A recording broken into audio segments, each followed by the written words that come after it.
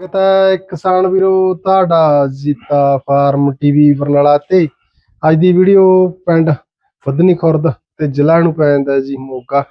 ਬਾਈ ਕੋਲ ਗਾਂ ਸੂਣ ਵਾਲੀ ਆ, ਵੱਧ ਜਾਣਕਾਰੀ ਲੈਣੇ ਆਪਾਂ ਬਾਈ ਤੋਂ। ਬਾਈ ਜੀ ਸਤਿ ਸ਼੍ਰੀ ਅਕਾਲ ਜੀ। ਸਤਿ ਸ਼੍ਰੀ ਅਕਾਲ ਜੀ। ਨਾਮ ਕੁਲਵੰਤ ਸਿੰਘ, ਪਿੰਡ ਵਧਨੀ ਖੁਰਦ ਜੀ, ਜ਼ਿਲ੍ਹਾ ਮੋਗਾ। ਅੱਜ ਬਈ ਵੈੜ ਦੀ ਜਾਣਕਾਰੀ ਦਿਓ, ਕਿਵੇਂ ਸੂਏ ਸੁਣਾ?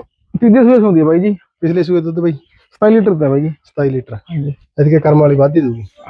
ਲੋ ਭਰਾ ਚੈੱਕ ਕਰ ਸਕਦੇ धान थून बहुत सोहना लग्या वा, ठीक है जी।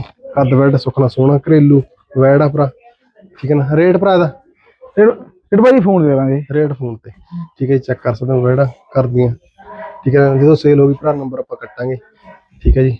क्योंकि टाइम छोटा भी खराब होंदा, फिर बाई दा भी टाइम खराब होगा, क्योंकि सेल इन्हें हो ही जाना जी। वधिया कद वैड सुखना सोहना, ठीक है भाई। वधिया भरा वा। हाँ जी ठीक है वधिया, ठीक है। वीडियो देखने लिए भैन भरावां दा सारिआं दा तहे दिलों धन्नवाद जी। मिलदे हां किसी नवीं वीडियो च। Okay bye.